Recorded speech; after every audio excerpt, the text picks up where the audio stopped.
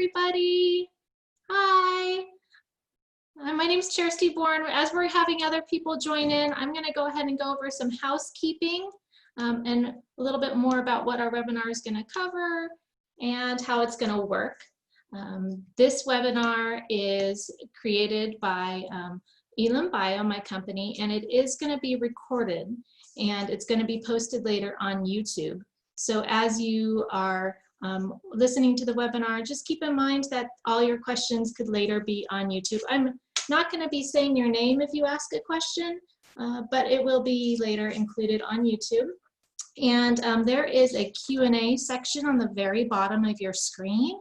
So you can go ahead and type in a question at any time, and then you can have that question shared with our special panelists today. We are very honored and excited to have our panelists. We have this webinar series that was created. It's called Getting to Know Your Scientific Community, and it's sponsored by my company, Elim Bio. Elim Bio is busy supporting researchers on the front lines, and we're proud to say that we're helping scientists solve the problem of COVID-19. During this unusual time, we really wanted to make sure to reach out and feed future curiosity of our future scientists. And we felt the best way to do this is to give you at-home students a chance to meet some of the cool scientists in our community. To paraphrase Mr. Rogers, in times of uncertainty, look for the helpers. There are always people who care and are helping. Knowing there are amazing helpers help us feel a little better. I'm very honored to welcome our special helper and panelist, Dr. Michal Tal. Dr. Tal has her PhD in Immunology from Yale. She's a current instructor and team lead at Stanford University. I've been lucky to watch some of her prior trainings online, and she's an expert at providing scientific information to her students. Dr. Tal is passionate about furthering our detection, management, understanding, and treatment of infectious disease. The research she does in infectious disease helps medical care to achieve better health outcomes. And now what we've been all waiting for, Dr. Tal, I'll go ahead and give the floor to you.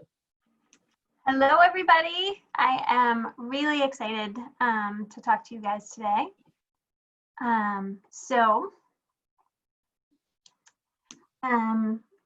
My name is Michal Tal, and I am going to be talking to you guys specifically about this question of the fact that kids seem to have superpowers against coronavirus, and we're all trying to figure out how you guys have this all figured out. So I'm going to tell you guys what we know, and then maybe in the questions and answers, you guys can fill me in on how you guys are doing this. But it's pretty amazing stuff. So these are pictures of me at work. And one of the things that you're going to notice, if you see me in the little window in the screen, is that I'm not wearing my normal clothes when I'm in lab. I'm wearing something over them. So I'm wearing a lab coat, I'm wearing a mask, I'm wearing goggles, I have my hair back. These are all different measures to try to keep myself safe when I'm working on different bugs that are trying to get into my body. And on the left-hand side, you can see how we work with some of the really scary stuff when we just need to keep ourselves contained with our own air inside, so no air can possibly get in from the things that we're working on.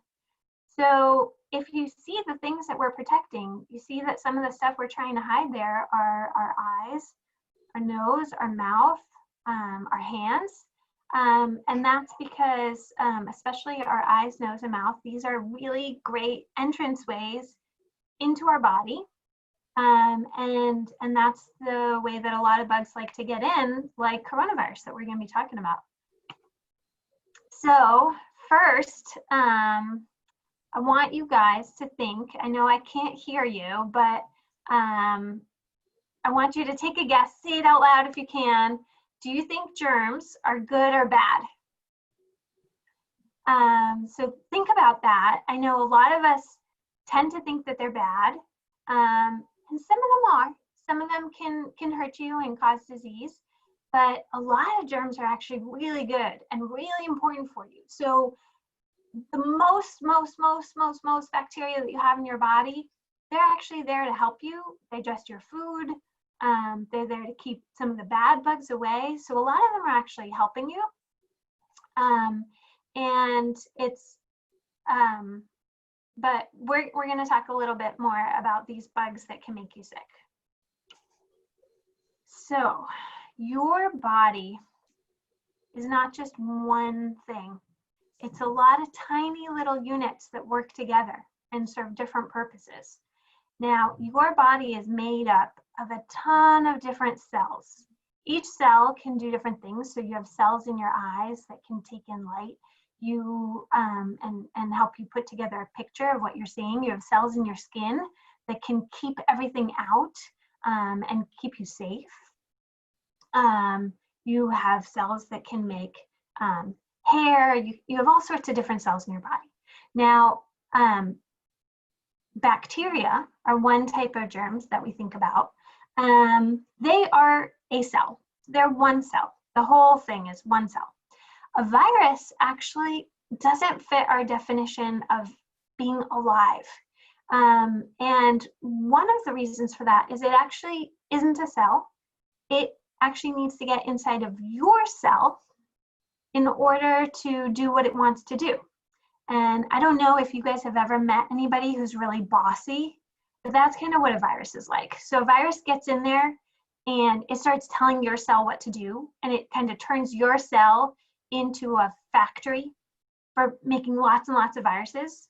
And I don't know about you, but that's not what I want my cells to be doing. I don't want them to be listening to some virus and just letting that virus take over and have them make a bunch of stuff that they're not supposed to be making. So if we look at what these things really look like, this is what a bacteria looks like on the outside. So it's got this cell wall on the outside, and on the inside, it's got this stuff called DNA, which is like a recipe book for making all of the different proteins and all of the different cells in your body. All the information on how to do that is in that material called DNA. Now, viruses have that material too. It might be in the form of DNA, it might be in the form of RNA. These are different ways that that recipe book can be written, but they have a recipe book of exactly what they want your cells to make. Now, you've got a pretty big recipe book full of DNA and full of the machinery to make that DNA into proteins and to make everything that you need for your cells to work. So if we look at how big a bacteria would be in comparison to one of your cells, there on the left corner, you see it, it's actually really quite small. But a virus is even smaller than that. So a virus is really, really small inside of your cells, one virus. So the thing is, if you guys have tried to spell stuff, spell out different words or write notes to each other, if you're trying to write stuff down and really be really good, copy every letter exactly as it should be and make the word exactly as it should be, you know that takes some time, right? So it takes some time to write everything down just right. Like we would want to have in a recipe book that's got to carry all this really important information. But sometimes you write stuff down really fast and you make mistakes. You might make some spelling mistakes, you might miss a word. So the thing about viruses is that a lot of viruses make mistakes. When they try to copy themselves in their recipe book, they do it so quickly, super, super fast, that they end up making a lot of spelling mistakes in there. And we can actually use those spelling mistakes to see what virus came from where. And maybe if you guys have more questions about that, we can talk about that in more depth later. But this is just kind of a slide to show you guys that the smaller that recipe book is, the quicker it's usually copied over and the more mistakes are generally made. So coronavirus actually uses RNA for its recipe book. And you can see in the yellow there where it says RNA viruses, they're actually pretty high up in this graph, which means they kind of make a lot of mistakes that we call mutations. Here, I'm showing you some pictures of what some real viruses look like with an electron microscope. Now, viruses are so small that we can't see them with our eyes. We can look and look and look, but we're not going to see them. That doesn't mean they're not there. And it's kind of funny because a lot of people right now are very afraid of this coronavirus, even though it's so small we can't see it. So it's kind of a funny thing to be really, really scared of something that's really, really small, but it can be scary. And so what you're seeing here are electron microscope pictures. So this is a way that we can take pictures of stuff that's really, really tiny. And what you're seeing on the left is actually a really funny kind of virus. This kind of virus infects bacteria. Do you remember how I said you've got this big cell and then you've got a bunch of bacteria that help you digest stuff, so your whole body, it's like a whole solar system for these other, it's like a whole ecosystem for other things, because you've got all these bacteria in you, and those bacteria have viruses in them. So the viruses on the left, that's a virus that infects bacteria. The virus on the right, I'm showing you a flu virus. So there's a cartoon on top, and on the bottom, you see, you can see that recipe book inside. You can see that genetic material inside, and you can see that on the outside, there's all these proteins that help it get to the cells it's trying to get to infect. So this is one way of looking at a flu virus. You can use a different way of taking these pictures with a different type of electron microscope, and you can see what the outside looks like. And you see that the outside has all these proteins that help it stick to our cells and help it get into our body. Now, what I wanted to tell you guys about, a little bit more about, is coronaviruses. And I wanted to tell you guys about this amazing woman here. So her name was Jun Almeida. And in this picture, this was before she became Dr. Almeida. So that happened a little bit later. But she took this picture that you're seeing on the right. And this was the first ever picture taken of a coronavirus. And you know where these coronaviruses came from? They actually went to a school in a place called Surrey, and they took nasal washings. That means they did a little squirt into somebody's nose and collected out everything that came. And one of these kids, one of these students at this school, his nasal washings had this virus in it, and it was a virus that she had never seen before. So she was really excited. She took these pictures and she wrote this paper about it. And actually, some people thought she'd taken a bad picture of the flu virus, which was really unfair. And it took her a couple more years to prove to everybody that this was a new virus that we just hadn't known about before. And it got the name coronaviruses because it looks like it's got that crown around it. So that's why it got named coronavirus. Now we know there's lots of different types of coronaviruses. And what I'm showing you here is just a little kind of cartoon of the virus. And you can see that it's got these spike proteins on the outside that make up that crown. And this is what helps it get into our cells. Those spike proteins bind to one of our cells and let it get in. Now, what got really tricky is that when this new coronavirus that came out in late 2019, it got a name for the virus, and it got a name for the disease that the virus causes. So that's caused quite a bit of confusion because this one thing has two names. So if we're talking about the virus, then we call it SARS-CoV-2. The reason we call it SARS-CoV-2 is that we've already had SARS-CoV-1, which was very, very similar to this. It caused slightly more severe disease, and it wasn't as good as spreading people to person, but otherwise in many ways it was very similar. The disease that SARS causes, that the way that people are getting sick from this, that's named COVID-19. So that's the name for the disease because it's coronavirus disease. And it was first identified in 2019, so at the very end of last year. So one big question that a lot of people have been asking is, can kids catch SARS-CoV-2? And if they can catch it, can they spread it?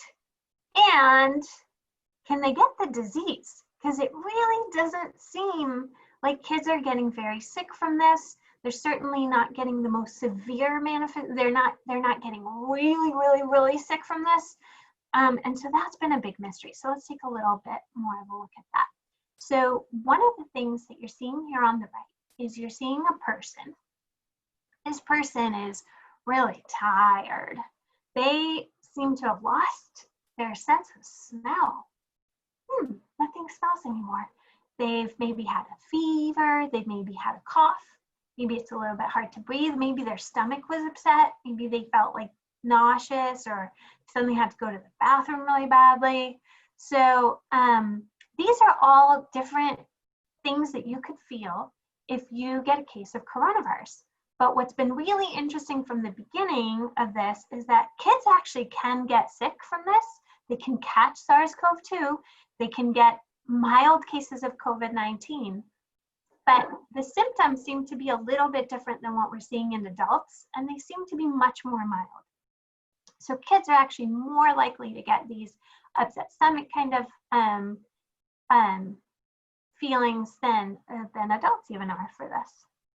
So I'm going to show you this graph. Now, this graph has 3 different things that we're looking at. So we're looking at how many people are getting hospitalized, and it's broken down by age group. So everybody under 19 is in that first top bar, and then everybody, all the other age groups are in the bars going down. So we have who's getting hospitalized and needs really, really intensive care. So they need a lot of help in order to get through this, and even who is dying from this. And what you're seeing, so this is a graph that was made by our CDC.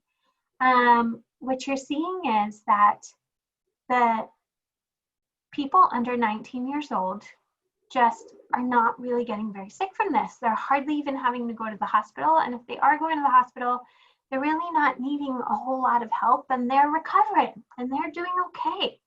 So my big question to you guys is, what is your superpower? And we're going to talk a little bit about what makes your immune system special.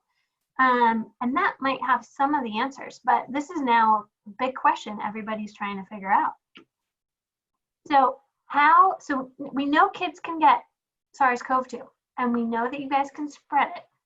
So one of the things that now we're trying to figure out is, how do we spread it? So how do adults spread it? How do kids spread it?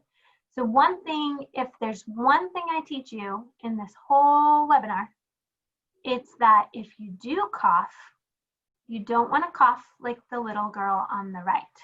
And the reason you don't want to cough like the little girl on the right is that if you cough into your hand, and now you've got all these germs on your hands, and now you touch a door handle, the next person to touch that door handle after you is getting a nice dose of germs. And if they touch that door handle and then they pick their nose or they stick their hand in their mouth, well, they could get sick from that. So that's why when we cough, we really want to use our elbow. So we want to cough into our elbow and try to prevent the cough from just going all over. Like you see the 2 guys on the upper left, they're just letting that cough go. Oh man, it's spraying everybody around. So we definitely don't want to do that, but we also don't want to get it on our hands and spread it around with our hands. So we really want to just try to cough into our elbow if we can. Now, some other problems is that we get this stuff on our hands, we touch our face, we touch our nose, we do all sorts of stuff, and then we touch other things. Now we've got these germs on our hands.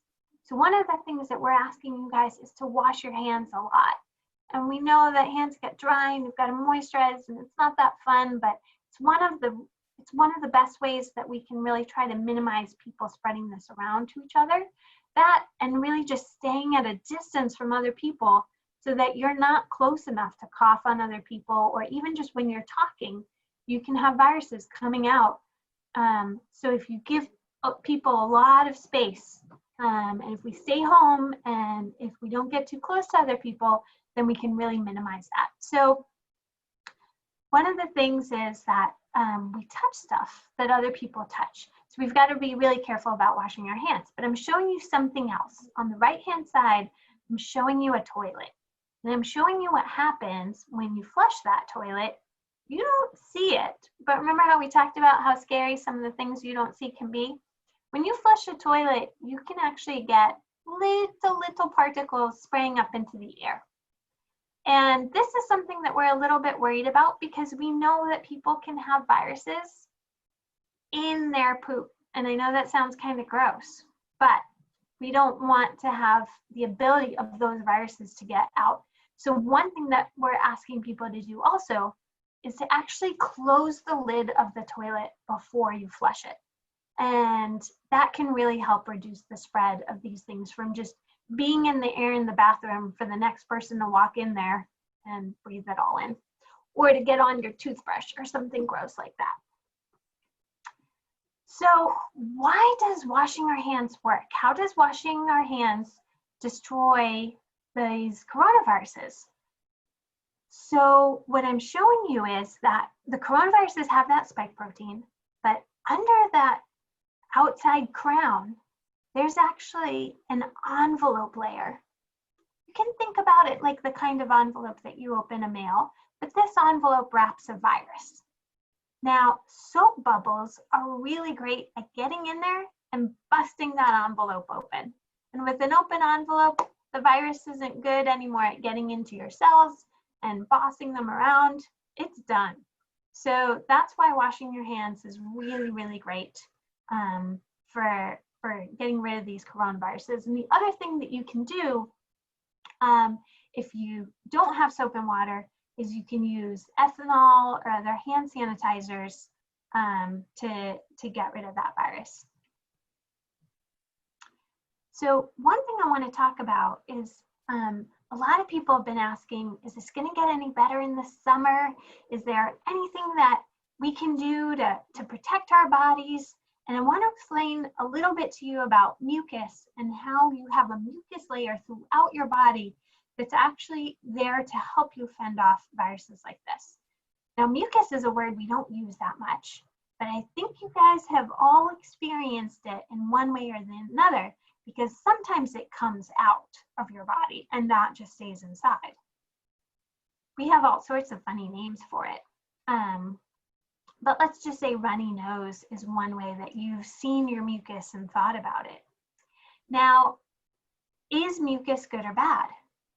Well, that's a really tough question. And a lot of people for a long time thought that it was bad because it could give you a sore throat, it could get you all stuffed up, it could do a lot of things, but we also realized that it was really good. And so I want to give you guys an example of a long time ago when bacteria used to be really, really scary, and getting a bacterial infection could get you to the hospital. A lot of bad things could happen before we had good drugs against bacteria that we have today called antibiotics.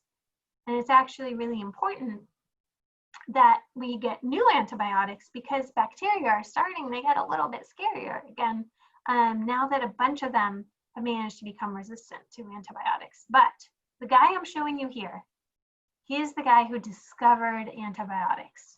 So his name was Alexander Fleming, and he changed modern medicine as we know it because he managed to find this class of drugs that could kill bacteria and could kill a lot of different kinds of bacteria.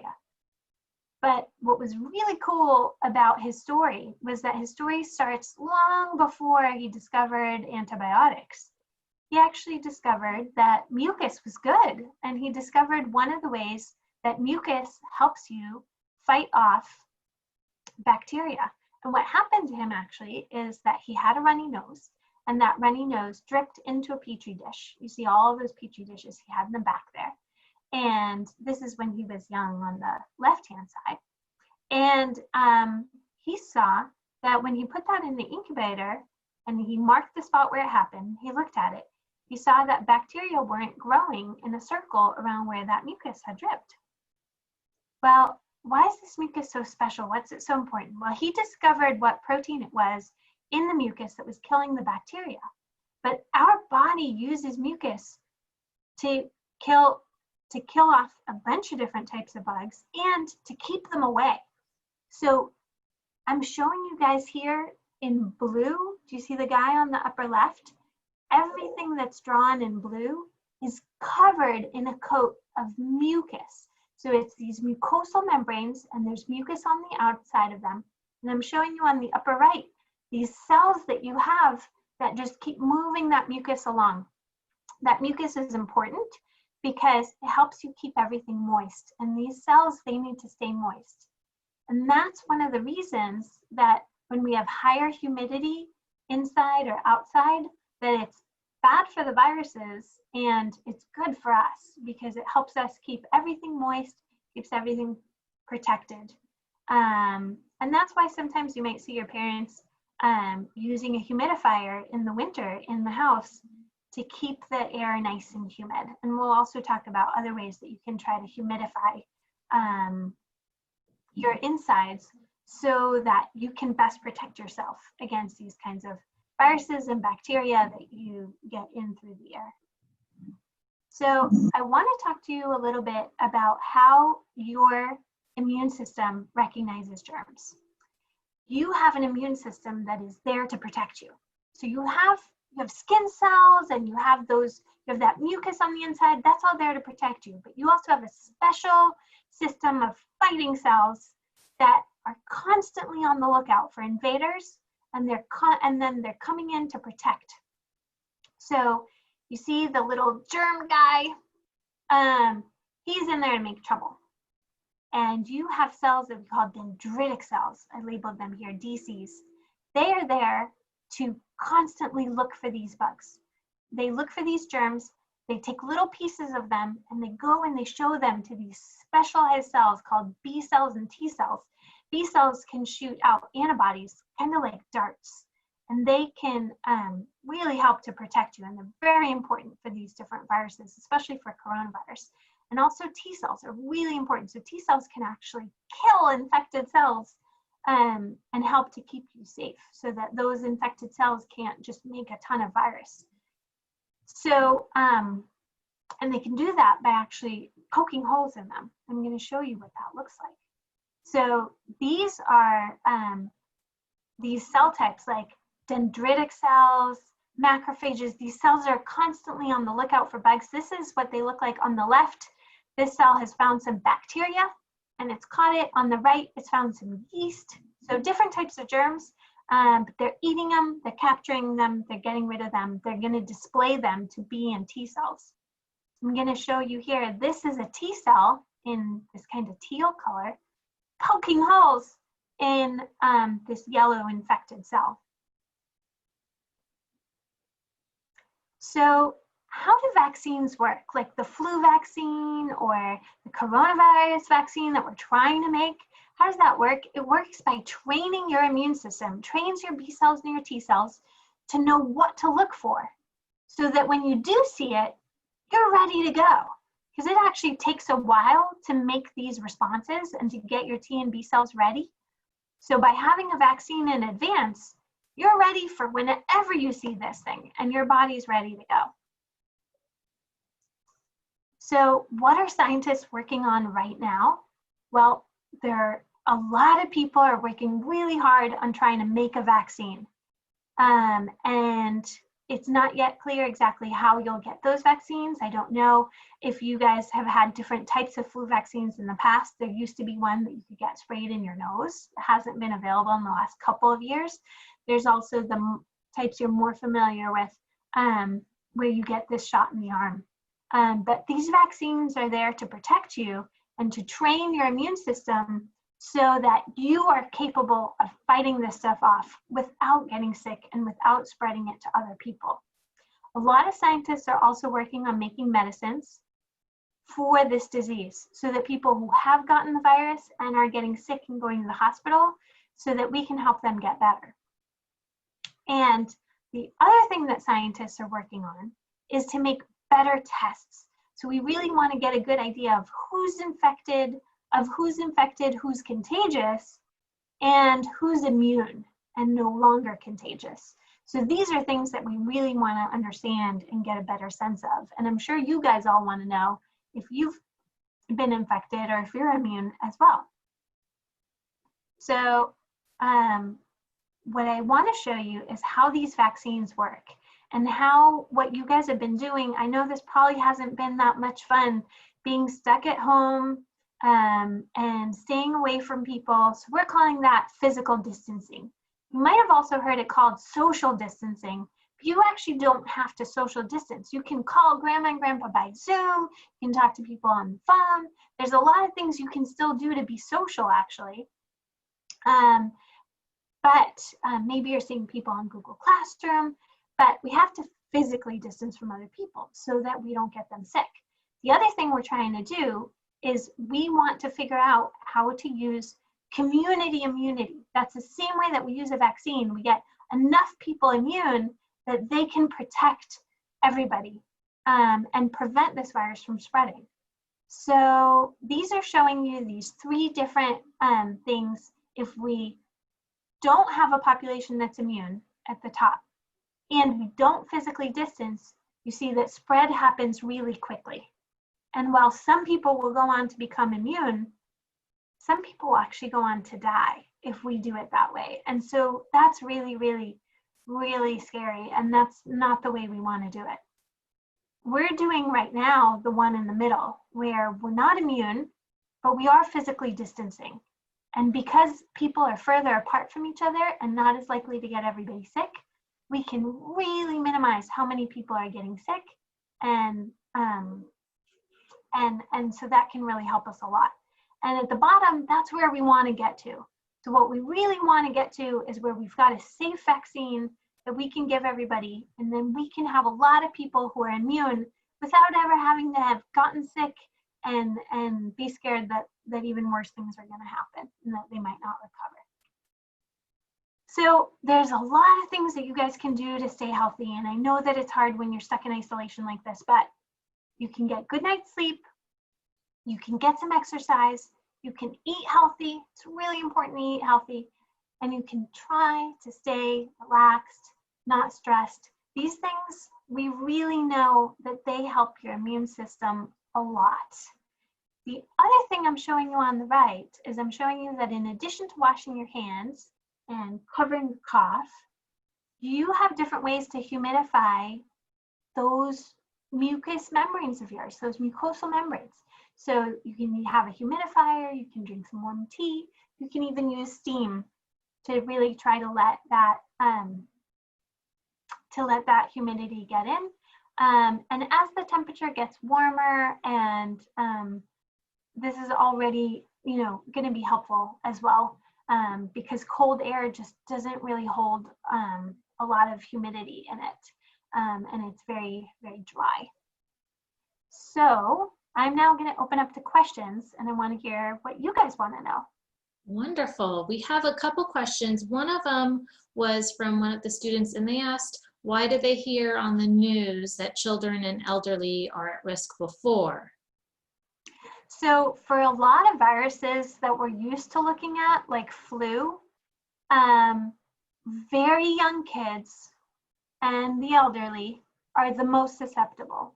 That's usually how it happens.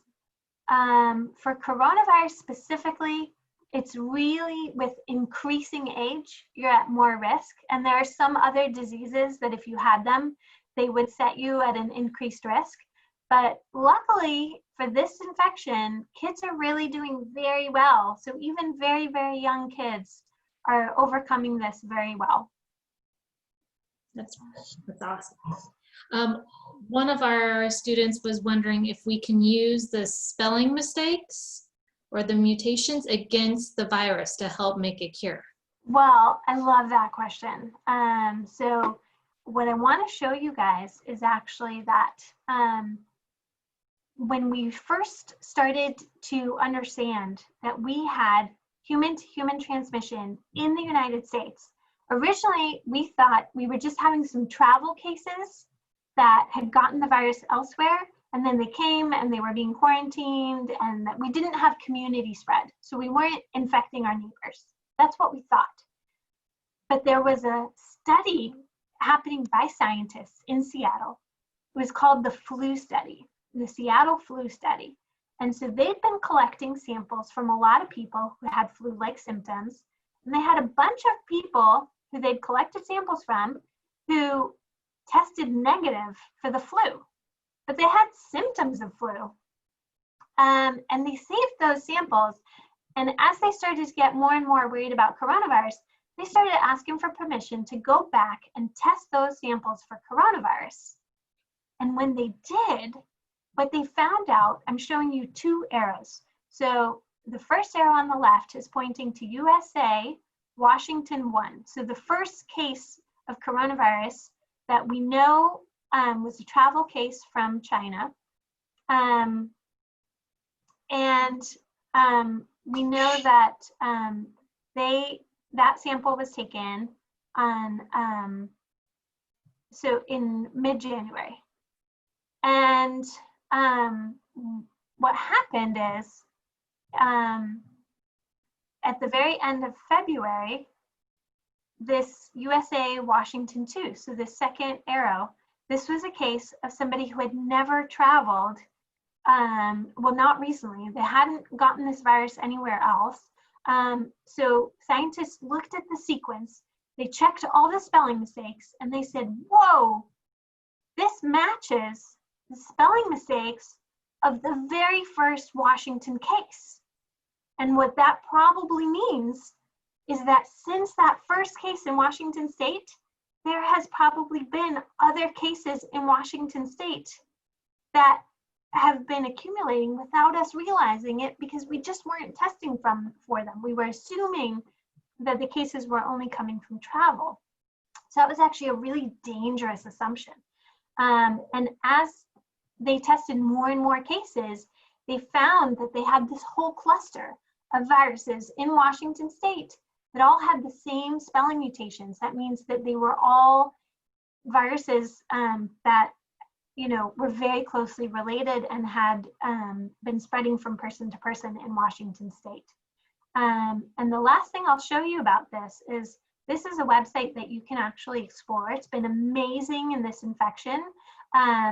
Samples, as they're getting sequenced, so as we're knowing all of the spelling mistakes in there, they're getting uploaded to this website. And what you can see at the upper right is where it says explore the data yourself.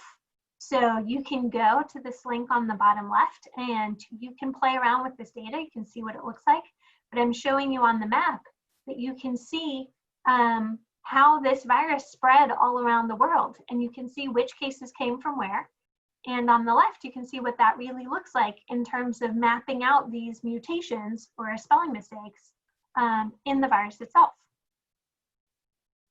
All right, do you have any other questions? We do have some more questions. One of our students asked how long the coronavirus can stay in the air after someone coughs. Okay, that is a fantastic question. So it's a little bit complicated in that it depends how it got to the air. So for the vast majority of cases, when the coronavirus is in the air, it's in the air for a very short amount of time. Actually, let's go back to that slide about spread. Here we go. So you see the guys coughing. So those are little droplets. And those droplets, they don't go very far. And that's why we think about this staying 6 feet apart, because those droplets, they kind of fall to the ground pretty quickly. And so they don't stay in the air very long. But we are starting to realize that there is also some aerosol involvement here. So there can be little virus particles that do linger in the air for longer.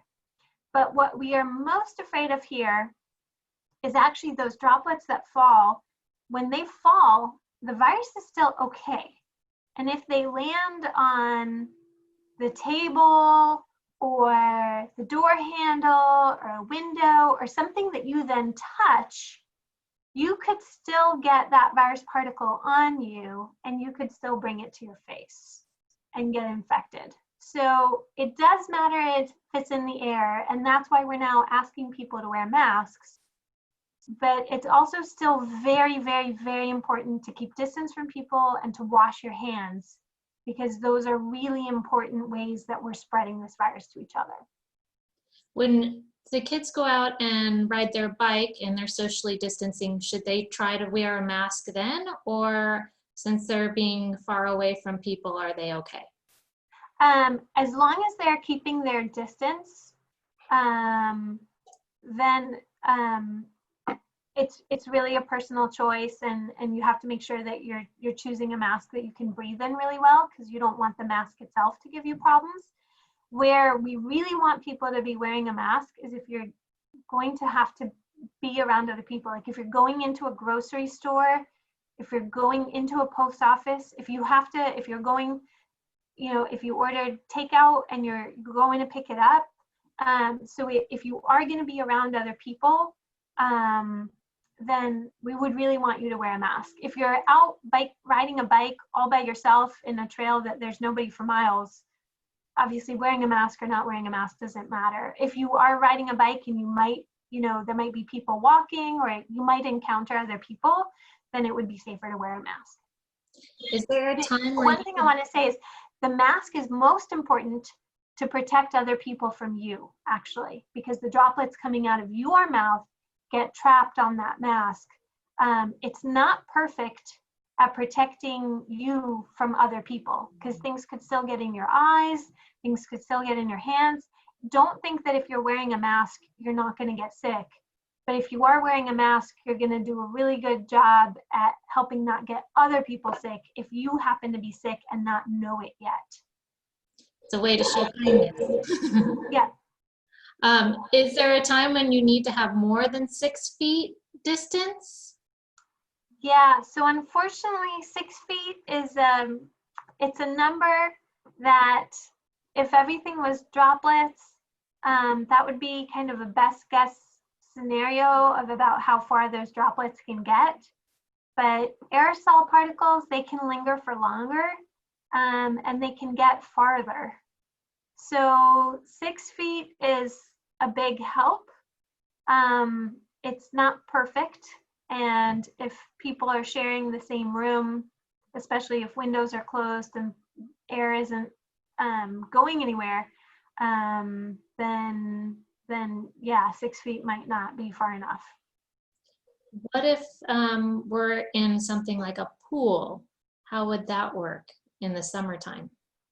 Okay, well, that's going to depend if the pool is indoors or outdoors. That's going to make a really huge difference.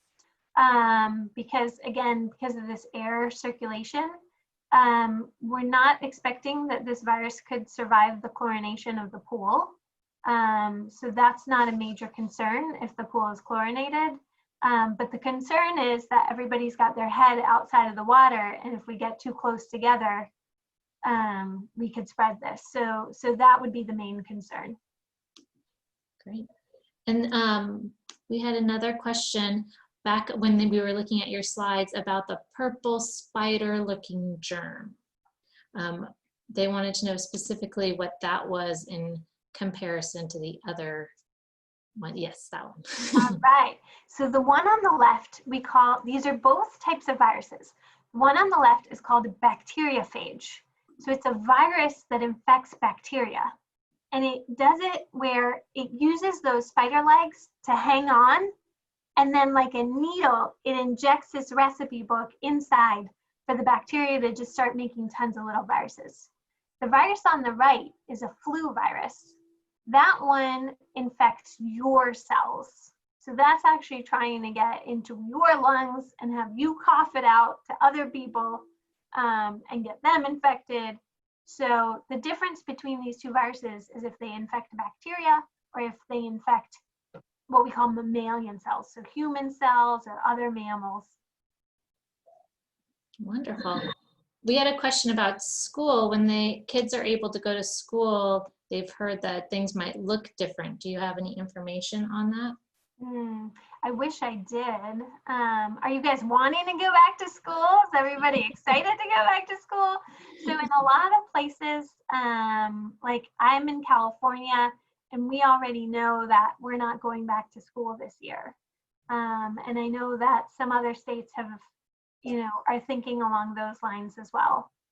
So we don't really know when all you guys are going back to school and what it's going to look like. And what's going to be the biggest thing that we're still trying to figure out is what will be the most people, the biggest number of people that we allow to be in the same room at the same time. Because the more people we have in a small amount of space, especially if it's indoors, the more chances that one of them is sick and doesn't know it and could get all these other people sick. So it's a big recipe for spread. So the smaller we keep those numbers of how many people could be together in a closed space, the lower the chance is that one of them is sick.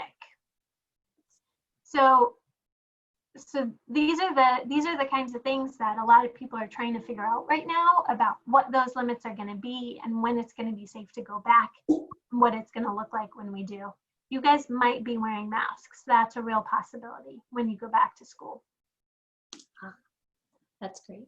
Well, I'll have to get new fancy back to school masks. Exactly. You could have it matching your backpack, your lunch bag. What about cats and dogs? Can they be carriers of COVID-19? So we don't have very good evidence for dogs. It is clear that cats can catch this. And it's more likely for younger cats than for older cats. There was a very famous cat that got infected at the Bronx Zoo, a big cat. So it's not just house cats. But yes, cats can get this. We are not sure if cats can give it to humans, but we are sure at this point that humans can give it to cats. It looks like one of the other callers was on one of my other calls and knows that some of the labs are shut down and some scientists are working from home. They were wondering if people are still working on the virus even though some of the labs are shut down. It's true. So you know how all these scientists from all over the world have been saying from the very beginning, from January and February, we've been saying everybody needs to stay home. And they've been listening to themselves as well. A lot of scientists around the world shut down their own labs. Even though we all think we work on really important stuff, we thought it was more important that everybody stay home and that everybody just has to take a little break from what they're working on. At a lot of different universities, including the university that I work at, Stanford, the only people who are going into lab right now are people who are working on this virus and this disease. And that's true at a lot of places. So a lot of the science that's happening right now is all happening around this. And what's really cool about that is that we've got a lot of different scientists all over the world who are really bored right now, and they're all thinking about the same problem. And so people are thinking about it from all these different angles. And so the people who have always worked on coronaviruses, they're so busy and overwhelmed, and they're trying to run so many different tests that everybody's thinking up. But we have a lot of other scientists kind of trying to jump in and help out and bring in their perspective. And that's been great because we have engineers who are helping us make better masks. And we have people who think about how can we reuse the masks we have? How can we clean them of virus and use them again? Because we don't have enough masks for the healthcare workers. So we have lots of different scientists and engineers thinking about the same problem, but from very, very, very different approaches and ways of thinking. And so that's been really, really incredible to see. I love that about science too. One of the students was wondering how long do you think we're going to have to be maintaining the 6 feet away from people? Yeah, it's a big question. It's a big question, and we really don't know. So here's the thing, is that in a lot of places in the United States, we've reached that peak, and maybe we're slightly post-peak. The problem is that at the peak, that's when the most people around you are infected. And if we stay flat from there, like you might have heard so much about flatten the curve and bring down the peak and things like that. But the problem is that flat means we're still staying at that very high number. So we're not continuing to go up and have even more. It's all about how many people would one sick person infect. So let's say I'm sick. And let's say that I infect 2 or 3 other people. Well, that very quickly escalates because let's imagine it's two. Let's say I'm sick, I infect two people, they each infect two people. So now there's 4 people, then 8, then 16. It very quickly becomes this huge number. And that's what we were seeing happening. We managed to slow that down so that every day we've got a similar number of cases to the day before, or maybe even a little bit less. There's still a lot of cases every day, a lot of new cases. So we're certainly not yet at the point where we can just go back to school, because if we do that, the cases are just going to take off again. And the doctors just won't have enough resources, enough time to take good care of everybody. We don't want that to happen. So we really want to take good care of ourselves, each other, and our doctors. And we want to stay home for now. We will need to get to the point that there's hardly any new cases per day before it's really safe to go back out again. And every state will probably decide this for themselves. But hopefully states will wait until the point where there's very few new cases and where we have the ability to test everybody and to find every case as it happens and to tell them to stay home. We had one last question about if COVID-19 will change the way that someone looks. That's a really interesting question. So somebody who gets a really bad case of COVID-19 may be dealing with that for a long time. The recovery may take a while. It doesn't seem to be changing too much of somebody's outer appearance, but the way that somebody breathes, what their lungs look like, how quickly they get short of breath, so like how long they can run for and things like that, some of that might take a long time to come back to normal. Luckily, kids aren't having a lot of that, but as you see people who are older and older and grandparents, you see a lot more of that, and that can take a long time to recover from. Some people are getting certain types of rashes, but those seem to clear. So it doesn't look like this will actually change how you look, other than that you're going to be wearing a mask. That's going to stay for a while. There was one extra question that just came through about antibodies. And they were wondering if your body has antibodies from having the virus previously, does that mean you're immune to the virus for your whole life or several years, or how long will that help you? Okay. So when I talked about the B cells and said they could shoot out darts, those darts are really antibodies. And those antibodies, they could be binding to that spike protein on the outside of the virus. And if they did that, they'd be something we'd call neutralizing antibodies. It's like if you've ever heard of like neutralizing an enemy. So antibodies, they can neutralize a virus and they can stop it in its tracks. If you're really lucky and you've made a very good immune response and you've got neutralizing antibodies, then you're good, probably for a little while at least.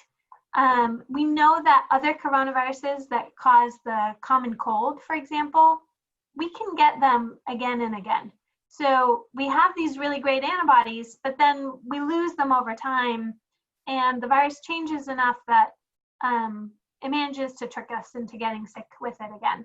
But we're not sure if that's going to happen for this or not. We're not sure how long those antibodies are going to be protective. We are very hopeful that a lot of people are going to make good antibodies, and they are going to be protected at least for the next year or so.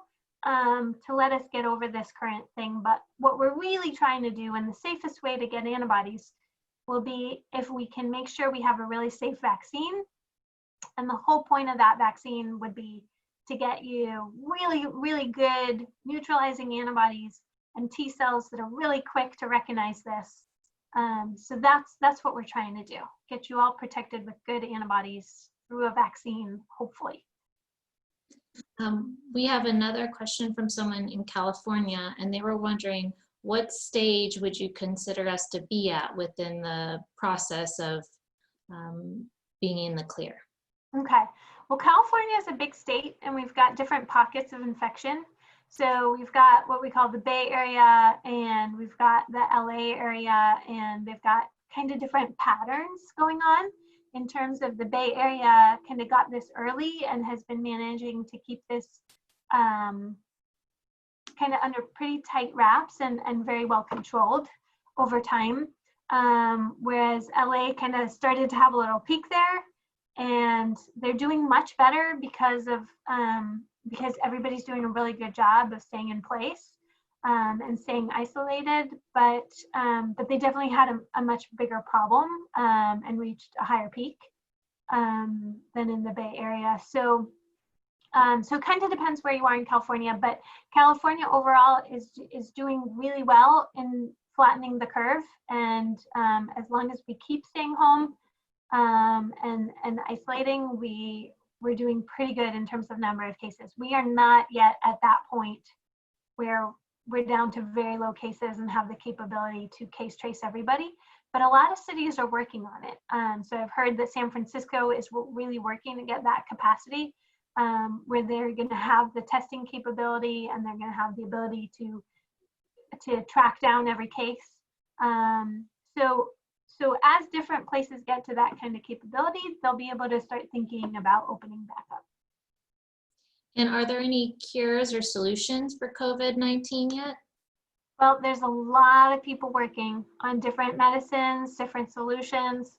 Unfortunately, what's working the best is that we all just keep physical distance from each other and keep isolating. That's working the best to cut down spread. If people are getting sick, hospitals are getting better and better at helping people get through this and find things that are working. But there's no magic drug for this. Unfortunately, there's no magic spell. Nothing is really just making this go away. A lot of people are getting very sick and just having to do that hard work of recovering and getting better in the hospital. Yeah, so but we're definitely working on it, and there's a lot of things we're hopeful about that will hopefully really be able to stop this virus in its tracks. So hopefully coming soon. That's what everyone's working for. I love it.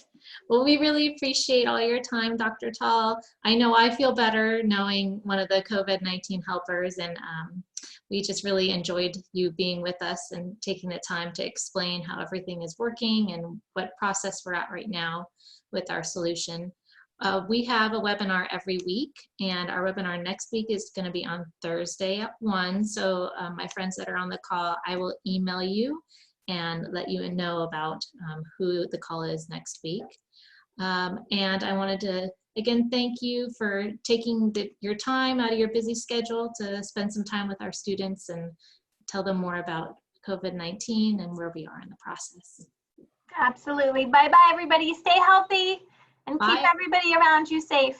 Yes, definitely. Stay kind, everybody. Wash your hands. And use your superpowers for good. Yes, definitely. Thank you very much. Have a great day. Bye-bye.